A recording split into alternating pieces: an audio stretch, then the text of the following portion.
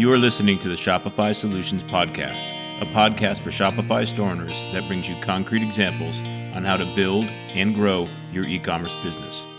My name is Scott Austin, and I have an e-commerce agency named Jade Puma. In this podcast, I'll share my e-commerce insights and best practices with you. Hey, Scott Austin here. And in this episode, I'm going to cover how to edit the code of your theme in your Shopify store for the first time. Now, the code edit we're going to do is actually pretty simple, but to be able to edit any bit of theme code, I'm going to lay down some foundational concepts that you will need to understand first. Shopify allows us to fully edit any and all of the code in a theme. So all themes, regardless of where you got them from, are fully editable by you or anybody else on your team. There are many reasons why you may want to edit your theme. The first common reason is you are integrating an app, and the app asks you to go ahead and edit the theme to add the app's functionality to your theme. Some apps install themselves into your theme, while others need to be manually added. Another reason for editing the theme is to have it behave a little bit differently than the theme does by default, or add some extra functionality that the theme does not already have. So it's very common for a Shopify expert or a Shopify partner to go in and edit a store's theme. Every store is a bit unique and can benefit from some customization of the theme. Now, a lot of store owners don't have the time nor the technical skill to edit their store's theme, but there's nothing stopping a store owner from going ahead and editing their own theme. So I'm going to do this using a real example. Even though a podcast is only an audio format, I'll walk you through the steps needed to add some functionality to your theme. This example is functionality that I commonly add to stores, and I call it product short titles. In your Shopify store, every product has a title. Let's call that the product long title. Let's say you have a clothing store, and your product titles for a couple of women's shirts could be Women's Short Sleeve Red Cotton Shirt and Women's Short Sleeve Green Cotton Shirt. Everything is the same about those two product titles except for the color.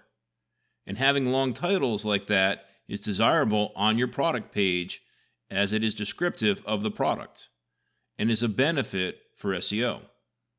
Now, the opposite may be true on a collection page. You may not want all the text contained in the product long title.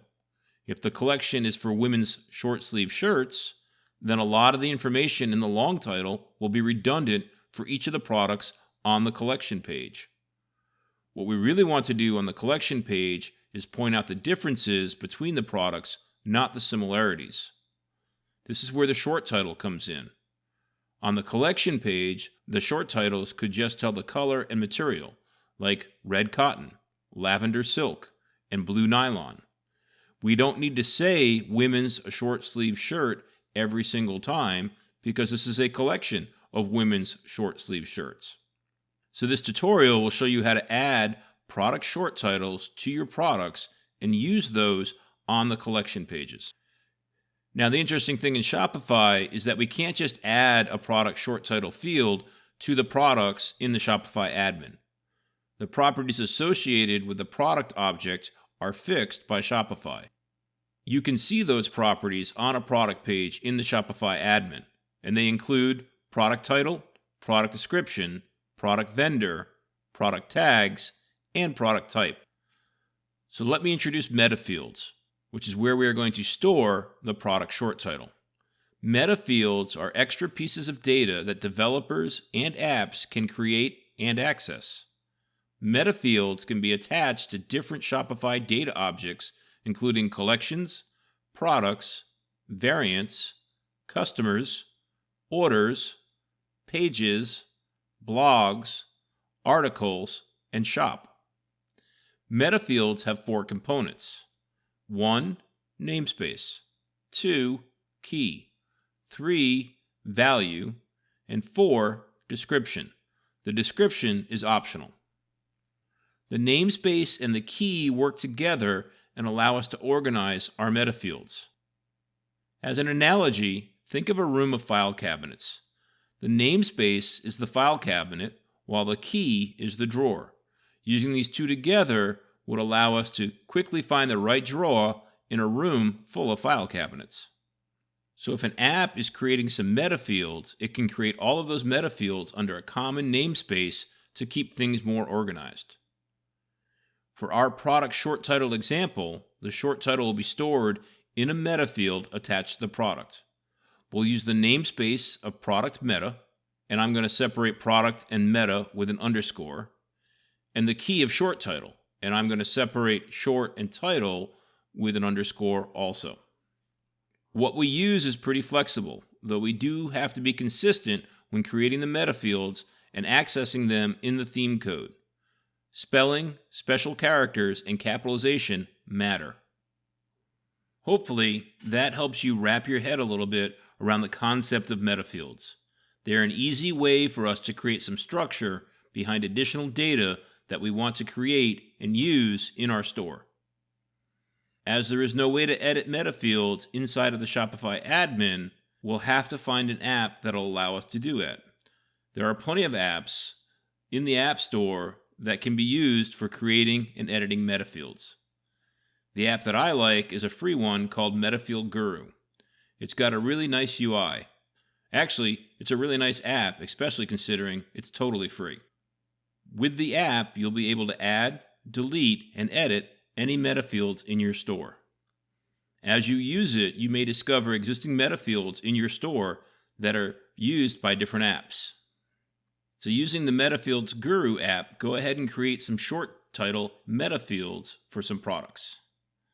Now let's switch gears a bit and talk about editing code. Your store already has a theme that it is using. In the Shopify admin, you're going to find the theme under Sales Channel, Online Store, Themes. There may be one theme in there or more than one theme. A Shopify store can have up to 20 themes. But only one of the themes is live. The live theme is the one currently being used to render the site to customers. The rest of the themes are offline. Now, it's a good best practice to not edit the live theme. That way, if you make a mistake, customers are not impacted. So go ahead and create an offline theme from the live theme. You do that by clicking on the Actions button for the live theme and selecting Duplicate from the drop-down menu. That will create an offline theme with the same name as the live theme, but prefaced with a copy of. Most stores use a naming convention for their themes. I like to use the theme developer's theme name and the date I made this version of the theme. For example, in the store I'm working in right now, I'm using the Flex theme by Out of the Sandbox. The live theme is named Flex March. I've renamed the duplicate theme I made Flex August. I'll be making changes in the offline theme, and Shopify has some nice functionality that will allow us to preview that offline theme while we're working on it so we can do testing. To preview an offline theme, just click the Actions link for the theme and select Preview. It will open up a new browser tab of the customer-facing side of your site using the offline theme. Now don't worry about your customers here. Only you will be seeing the preview of the offline theme. Your customers will still be viewing the live theme. So the way I usually work is to be editing the code in the Shopify admin on one screen.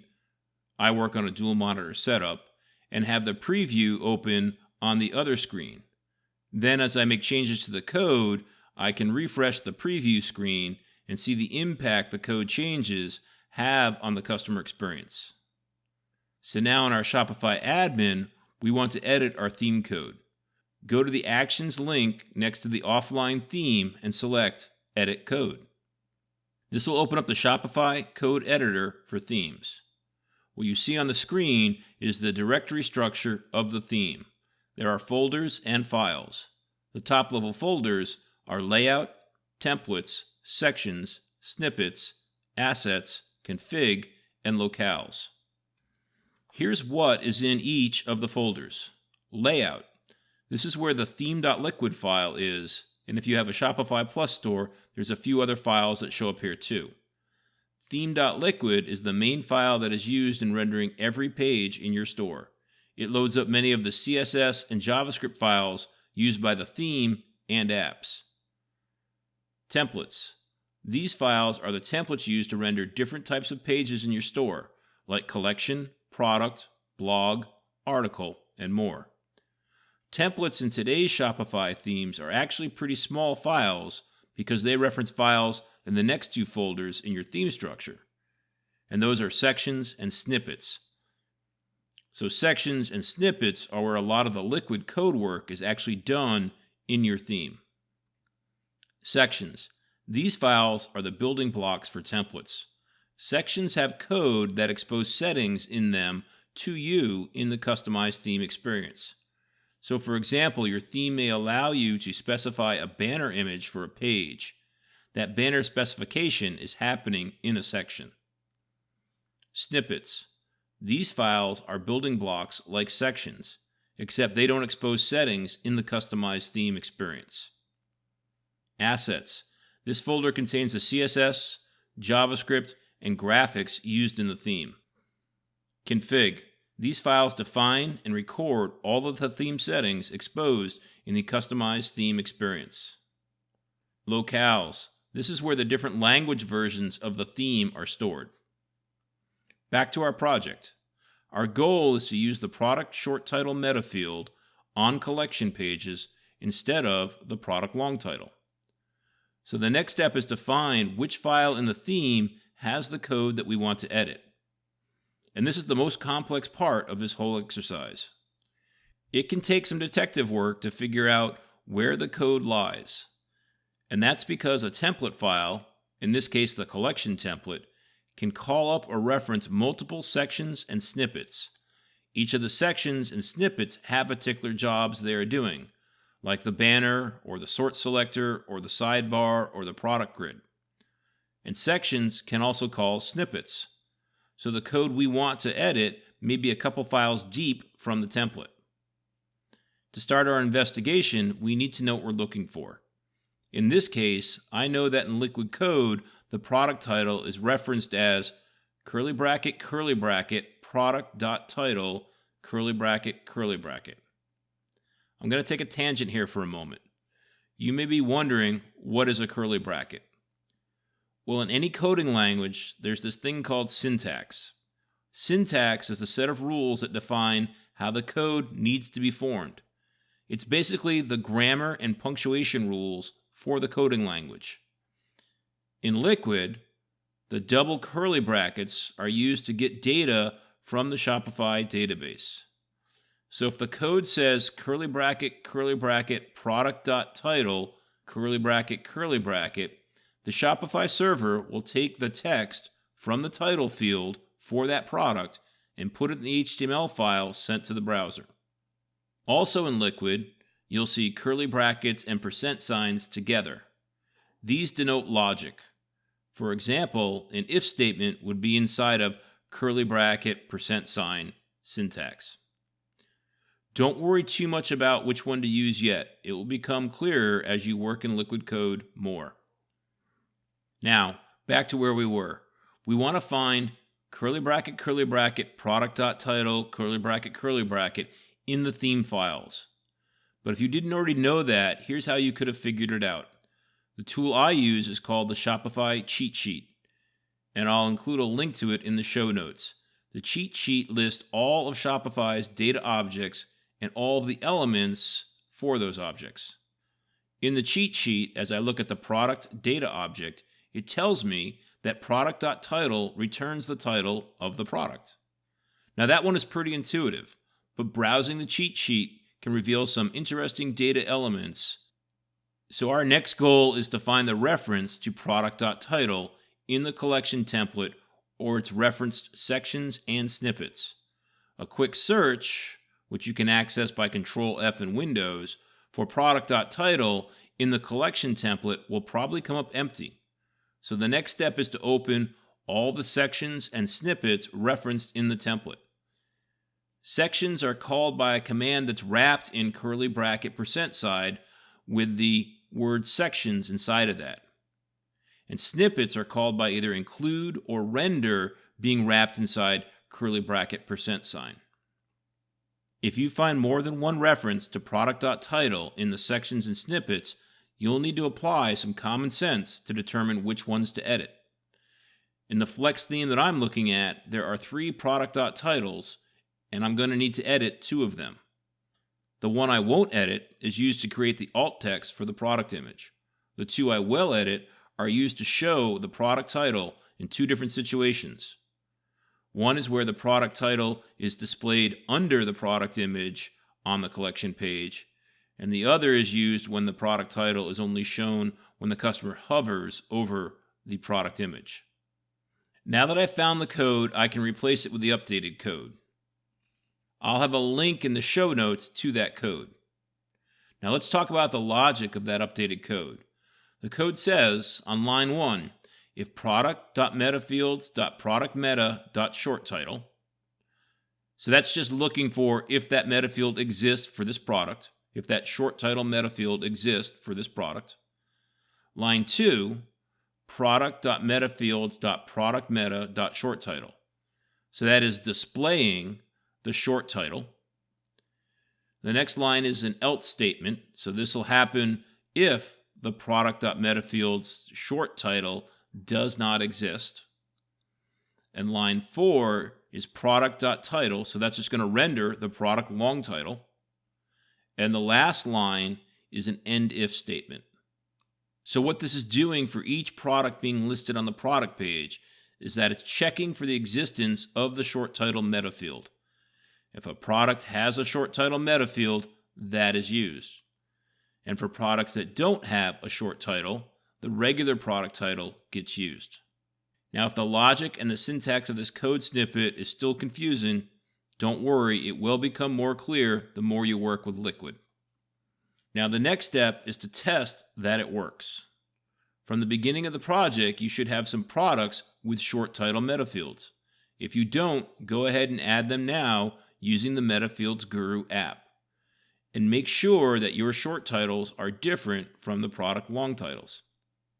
Then go to the theme preview and see that things are working as expected. I believe in doing lots of testing, so test on different products and in different collections. And also make sure that the correct product long title is displaying when the product has no short title. Once you have tested and are satisfied with the results, you can push the theme with the edits live. You do this by selecting Publish from the Actions drop-down menu for that offline theme. So that's it for your first code edit. In summary, here are the steps. Number 1, create meta fields for the product short title. Number 2, make a duplicate of the live theme where we can edit the code without affecting customers. Number 3, make our code changes. Number 4, thoroughly test our changes. And finally, number 5, publish the updated theme so that it is live. So hopefully this tutorial has given you enough background information that you can have confidence, if you haven't edited your theme before, to go ahead and try this change. It's a fun one because it's very functional and really cleans up collection pages. Now, working on theme code is not like following a recipe.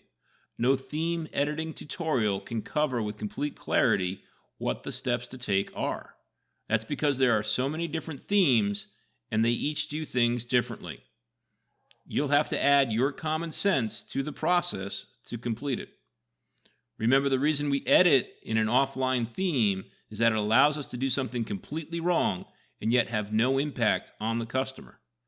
Many times I've had to scrap all the edits I've been working on and start over from the beginning. It's one of the ways to learn. So that's all I've got for this episode. If I've inspired you to crack open your theme code and make your first theme edits, I'd love to hear how it went for you.